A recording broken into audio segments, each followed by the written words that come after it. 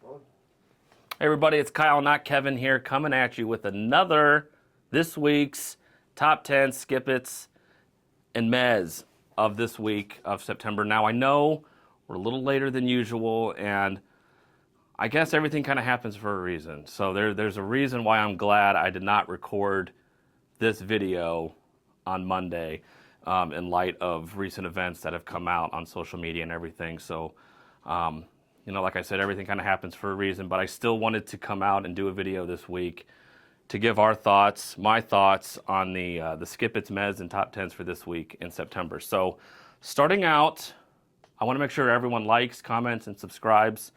Leave your like number and a comment. Kyle sucks. Kyle's awesome. Thank God Sean's not here. We only want Sean. Screw Kyle. Anything that you guys want to say in the comments, it's all welcomed.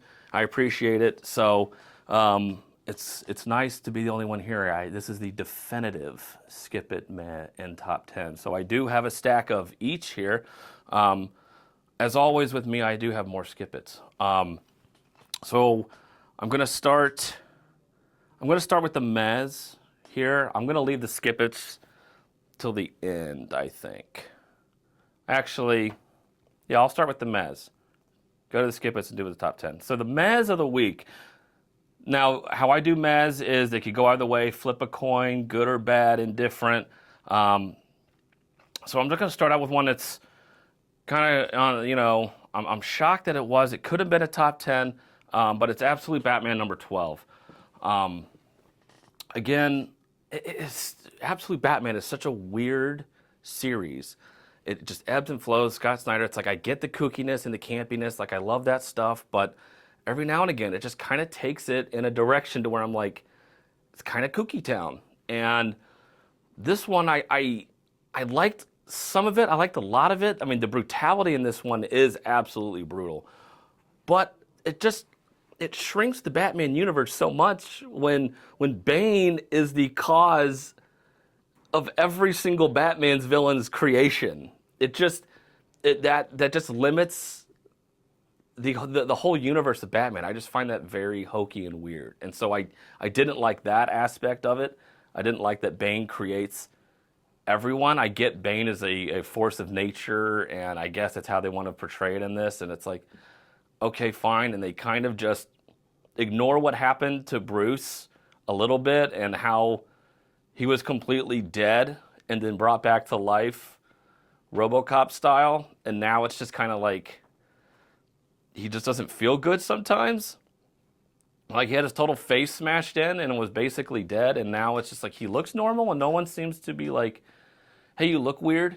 So a lot of this stuff, it just kind of feels odd to me. But it's a meh for me this week. But it could be in people's top 10s. I get it. It's fun, it's exciting, but for me, it just kind of felt right in the middle here. Another one, oh boy, look out. Cul-de-sac number 2. Issue 1 was a meh for me, and issue 2 is along the same lines. I'm tired of vampire stories at this point. There seems to be a new vampire story every week. It seems like, and they all kind of seem the same. And this one is kind of along those same lines. Again, the art is fantastic. I really like the art. I like the paper quality in here. It's newsprint style. The colors are great in this book. Like there's a lot to like here. But these characters, these kids, I don't really like any of them. I really don't. I kind of want them all to die. I'm kind of rooting for the quote-unquote villains of this, the vampire hunter team. I kind of want them to kill all these kids. And I kind of hope they do. So it's a meh for me because I'm not really sure where it's going and the point of it, I guess, is what it is. And if you're trying to get me on the side of these kids, yeah, I'm not there. So, it's okay. Another one, I am shocked by this one. I'm shocked. And I'm just going to say Superman the Kryptonite Spectrum number 2. I'm shocked. Now, I have been on the record saying I do love Ice Cream Man. I have not liked recent Ice Cream Man. I feel like W. Maxwell Prince has taken his political ideas and put them a little too much into Ice Cream Man, one-sided into that world, and I don't necessarily agree with that. But that being said, I really liked issue 1 of this. This was a lot of fun. This issue, it, I was just kind of sitting there. I'm like, let's get to a point. Like, let's kind of do something. It just felt like a lot of people standing around talking and not a lot of action.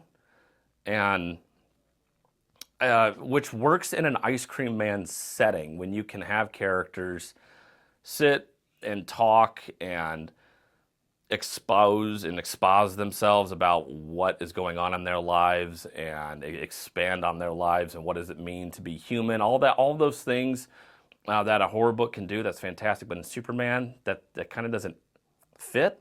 And here it kind of felt a lot of that, a lot of talky. Also, why the hell is this Black Label? There's nothing in here that screams Black Label.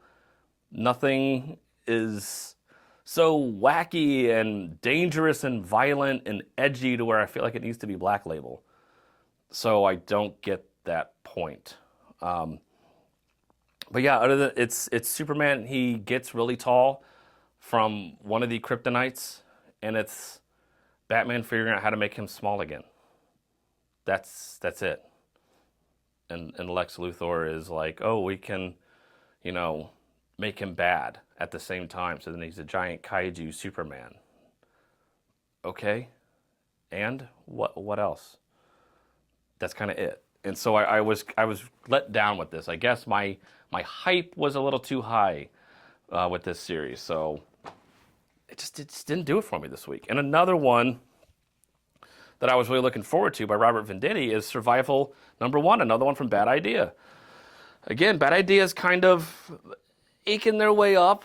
I like some of the stuff they're putting out, and I was really looking forward to this. It's about a guy who is in a sinking submarine in the bottom of the ocean, and he's trying to survive in a giant metal tube that's stuck at the bottom of the ocean. And I'm like, okay, that's very exciting. Okay, I'm with you. And it just kind of felt like it was, no pun intended, treading water. I'm like, this is a long book, and it just kind of seems like you could have summed this up in like 3 pages. It's a guy walking around a submarine, and he's trying to survive. It's like, that's it? Like, okay, we get that. I know that. What's he going to encounter, though? And at the end of the book, you kind of get a hook at the end that's like, okay, it's a little exciting. It might get me there for issue 2. But it just kind of seems like you don't have a lot there, especially for an issue 1. So I was kind of let down by that. Now the art in this, I mean, it's great. We got some really great shots in here. The art in this book is fantastic. Doug Braithwaite did this, I believe. So I'm kind of excited. It felt like this was, not to say pace for a trade, but kind of pace for a trade, or a Netflix pitch, which it could easily kind of be seen as. So I was kind of like, just didn't really do it for me this week. All right, now those are my mez. Those are the mez. Now on to the skip-its. Stuff I did not like, did not care for, wasn't a fan of. Starting off strong, Action Comics 1090. I really liked 1089. You found out this is young Clark, young Superboy Clark at the time of, I don't really know when this is supposed to take place, but it's when he's in high school. And you find out the teacher's an old school superhero that's kind of following him and learning more about Clark and who Superman is and who's a Superboy and blah, blah, blah. So I really liked that issue. I thought this was good. This one, again, it felt pointless, felt boring. It was all about Clark going on a date with a chick and just sitting there the whole time, talking in a diner. And then he gets set up at the end. I mean, it honestly felt really boring. It wasn't exciting at all. Again, I'm kind of looking for that hook. I'm looking for that sort of thing that the last issue had that kind of made me interested in reading the next issue. This one, with him, what happens at the end, okay, don't care. I just really wasn't excited about this one. It didn't really do it for me. Again, I have my thoughts on Mark Waid, but yeah, I wasn't really a fan of this issue this week. Not very fun. CORT, Children of the Round Table from DC #1. Yeah, this is going to be real quick. I hate manga. I always hate manga, always will hate manga. That's what this is. Couldn't get into it. I hate the wide, bug-eyed, speed-liney stuff. I can't get it. When these kids talk, all I hear is just Japanese voices, and just not a fan. So, didn't like it. Didn't like the art. This one from Mad Cave. I killed everyone but me. #1. The main character in this was incredibly insufferable. Did not like her at all. Again, when you have a character who just bitches and moans and yells at everybody and is just so condescendingly annoying and obnoxious, I will never be on that character's side, nor will I ever care what their quote-unquote struggles are, ever. So I don't know what the point of this is and why you write characters that are so obnoxiously annoying and just completely condescending to every character around them. And it's like, you're supposed to be your main character, and I'm supposed to care that some evil entity is attached to them and killing people, and they're then now having to use this spirit because it's happening again to somebody else. I don't care. I kind of want everybody to die. So yeah, Mad Cave, not a fan of this. Wasn't really a fan. I liked the title. I really was excited kind of about it, about where it was going to go. But again, and the art in this, cheap art. Not a fan of this art. Get better artists on here. At least you have that, but couldn't do it on that one either. So skip. Next up, Captain America #3. Again, this has been very divisive about its depiction of the war in Iraq around after September 11th. Ironically, we're recording this on the anniversary of September 11th. So, all that aside, I'm not really a fan of that depiction of the war over there and the kind of how they depict soldiers at the time and them dealing with the struggles of that war and the PTSD and everything else about how it just depicts soldiers as crazy psychopaths. And I don't know if that's the point of this. I don't know if the end goal is to have, if Chip wants to say that this redheaded, not Captain America, is going to be Red Skull. I have no idea because he's redhead. I don't know. I just see red. Is it going to be Red Skull? I don't know.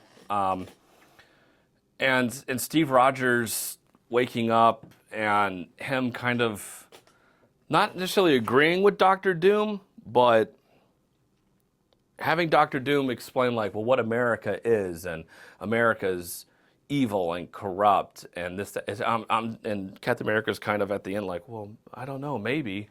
I don't like that. I don't like its depiction of really much of anything in this, and it just kind of seems very mean-spirited. So I may be done with this series after this because I don't really like anything about it, and I don't see the point.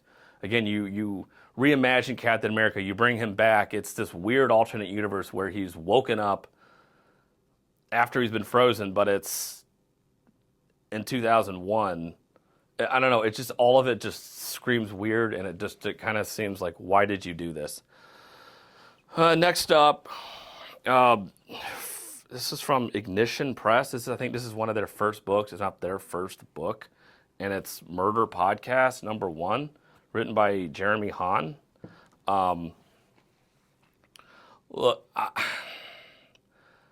murder podcasts, I guess, were a thing. I think like late 2010-ish time frame, 10, 12, around that. Serial was kind of coming out. That was kind of a big thing.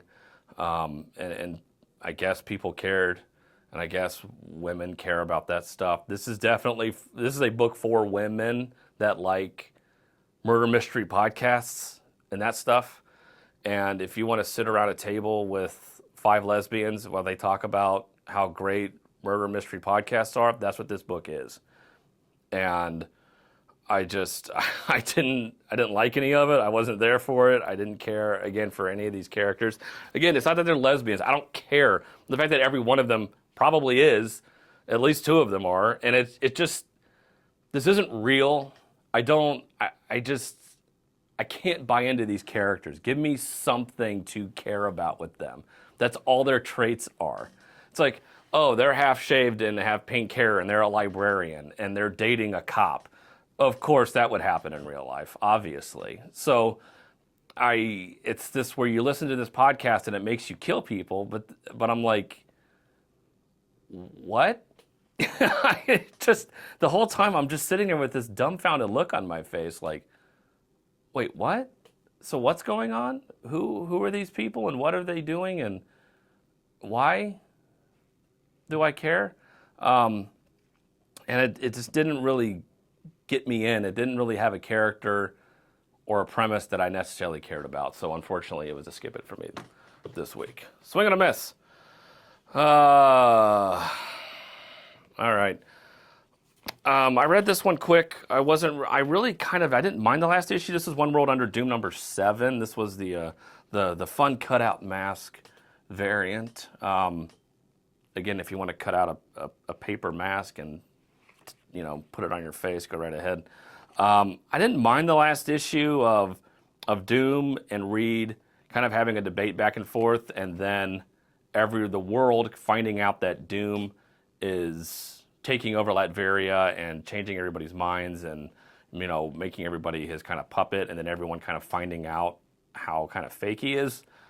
But at the end of this, it is all of the quote-unquote heroes and the not X-Men and everybody else kind of teaming up to fight Doom.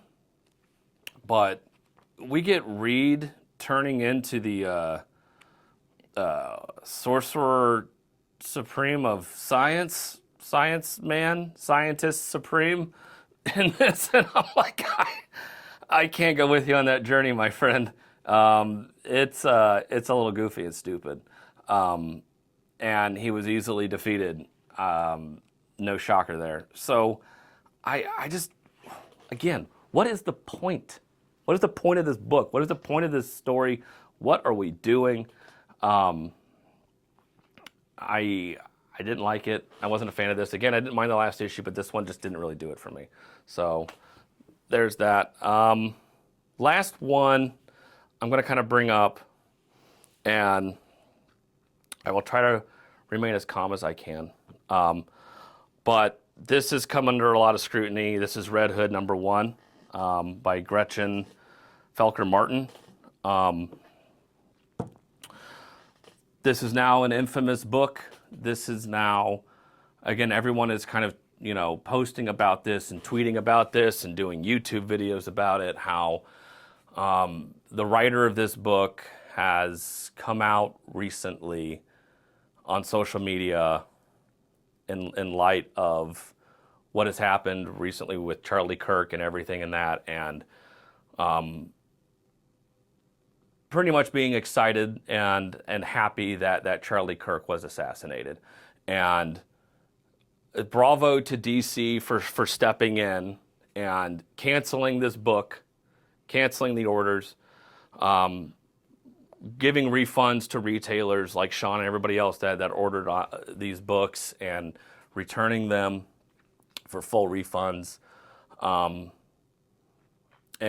it's unfortunate that this isn't the first time this writer has said anything on social media that could be seen as vile, evil, vindictive, hate speech, rhetoric, whatever you want to call it. All of those things, it shouldn't be allowed, and I'm kind of glad that DC this. Now, Sean posted beforehand he was already going to destroy all of these books, and I got to give him credit because, yes, that needs to be done.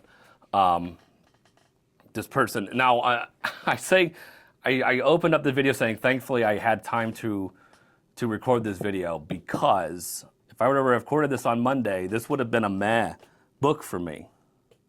I would have stood in front of you in the camera and said, this book is a meh. It's not bad. It's not great. The art's pretty good in it. I was kind of interested to see where it was going to go. So, but thankfully, being sick, having other circumstances get in the way, I couldn't record the video until today. And thankfully, I can, because the writer of this book is a piece of shit. And I'm glad that they should be fired from DC Comics. They should not be allowed to write comics for DC and have those viewpoints and be able to say those things. I hope that more of this is done to these people that get to say certain things and no retribution is ever taken. And Sean can go ahead and bill me for this. Fuck this piece of shit. Fuck this book. Go ahead. Bill me. I'll pay for it. But that stuff's not allowed. And I'm glad that book no longer exists. And that writer no longer exists. All right. I got that out of the way. Now, on to the good stuff. I have five top 10 books of the week. Number 5 I have is Conan the Barbarian, number 24, Jim Zub. Great book, great art. I have said many times, this series is one of my favorites. It continues to be my favorite. Even when it doesn't necessarily fire on all cylinders, it is still leaps and bounds better than most coming out of Marvel and DC at this time. And this is no exception. This, I'm not going to say continues. I feel like it's building towards the serpent story that he wants to tell, and it's getting there.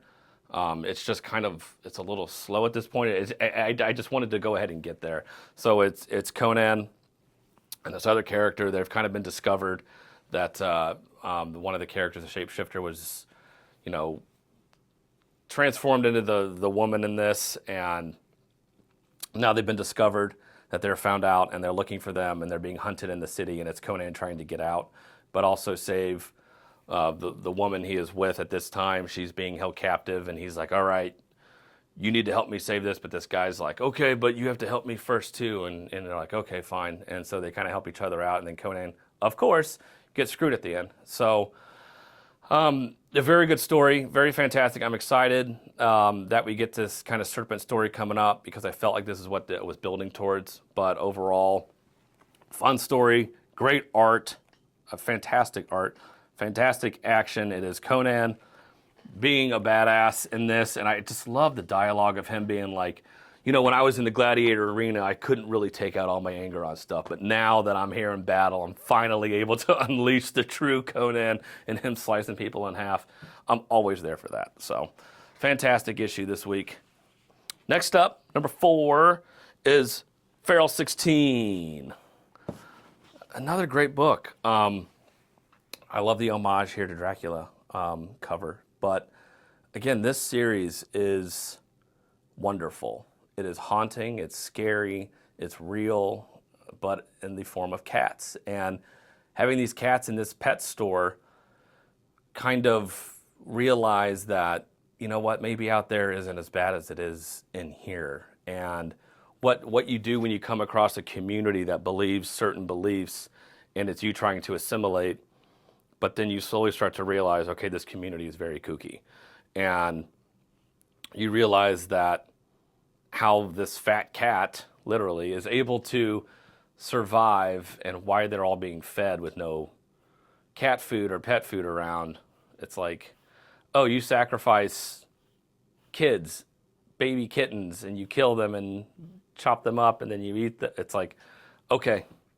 And so it's everybody else slowly realizing we need to get the hell out of here.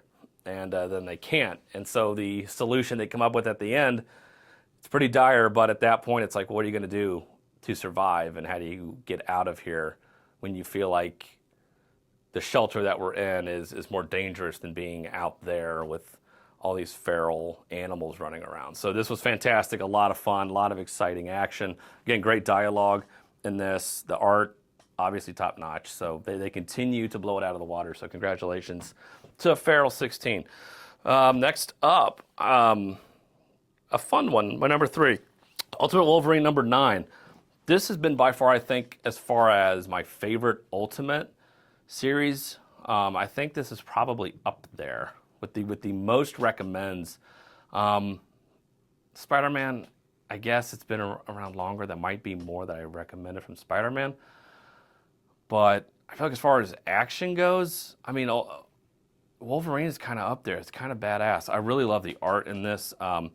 So this one brings up the Sentinels, and how the Sentinels are portrayed in the Ultimate Wolverine universe, and holy hell, like how they depict the Sentinels in this is haunting and very, very creepy. And there's a certain character that shows up in a Sentinel that I was like, holy shit. Is that what I think it is? Yeah, I think that is what I think it is. Very shocking. Very badass.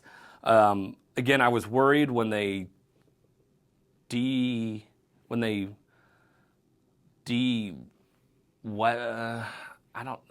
took away Wolverine's badassness by making him not the Winter Soldier anymore. I was really worried they were going to pussify him to the point where he was just going to whine and complain the whole time, but he doesn't. He's still kind of a badass, and so I really like that, and I like everyone around him still doesn't really trust him in the mission that they want to do, to go and try to figure out where these Sentinels are coming from and how do we stop them and how can we maybe control them and take them over and use them against some of the other forces. So I really like the aspect of like the espionage in this. It's fun, it's exciting, but yeah, like the Sentinels in this are very, very haunting. So this was a fun read this week. So I would pick that up. Number 2, I was going back and forth between 2 and 1, but 2, I had to make Batman Dark Patterns number 10. So this is a start of a new story here. So this is a good jumping on point. If you haven't picked any of them up, this is another part 1 starting out here with somebody who's lighting fires everywhere. And of course you're like, oh, it's Firefly. But you meet Firefly in this, and it's very much a Red Dragon type Batman story, which I'm always down for. Thomas Harris, I love those novels. I love Silence of the Lambs and all that stuff. So kind of having Firefly as the Hannibal Lecter in this, getting fan mail, and then Gordon and Batman, everybody trying to figure out who is this guy and why are they doing what they're doing? Why are they setting fires here? Who is, how can I stop this? And Batman is still kind of recovering from what's happened prior to this, and so he hasn't been seen, and so it's him showing up, but is he 100%? Not really sure. And but the one thing that kind of got me was the end of this, to where they reveal who the person is, and I'm like, oh, that seemed quick. So I was kind of shocked at how quick that was. So aside from that, I really love this. Obviously, the art, top notch. The writing, Dan Waters, fantastic. So I can't recommend this series enough. If you want to see Batman as a detective, detecting and doing that, I don't know, gritty, kind of down and dirty sleuthing and figuring this stuff out, like that kind of aspect of Batman, that's what this is. And so I can't recommend it enough. Go back and read all the previous Dark Patterns and start with this one. You're going to love it either way. But yeah, fantastic issue of Batman Dark Patterns. Now, number 1, I can't say I'm shocked that this was number 1, but it's also kind of sad. It's Transformers 24. So this is the end of the Daniel Warren Johnson run here on Transformers, and I have to say, for 24 issues, it's been pretty spectacular. Transformers. This has been some of the best 24 issues of any recent series going on right now. What they were able to accomplish in this, even when Daniel Warren Johnson left the art and just went to writing, it didn't stumble at all. I mean, I cannot believe what Jorge Corona was able to step in. I mean, this is page 1 of this book.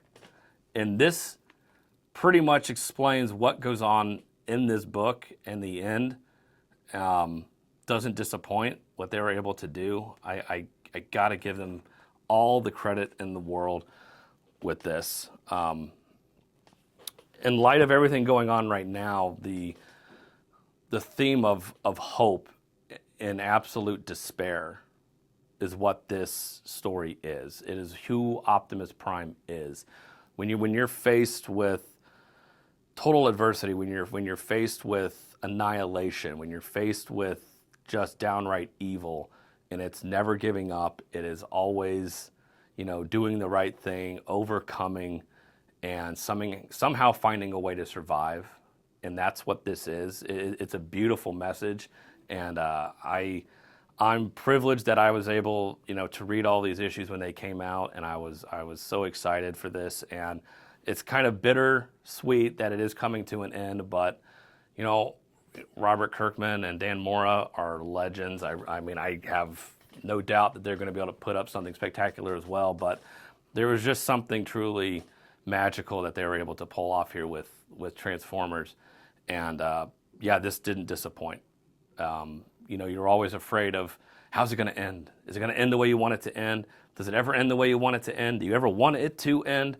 Nobody ever does, but unfortunately, you can't have too much of a good thing. But I was very happy with this. So that's it for this week. Again, like, comment, subscribe, leave a comment. We're going to do a giveaway. Sean will have to do that. I am not authorized to do giveaways because if that were the case, I'd give away everything, but I can't. So again, thank you for tuning in.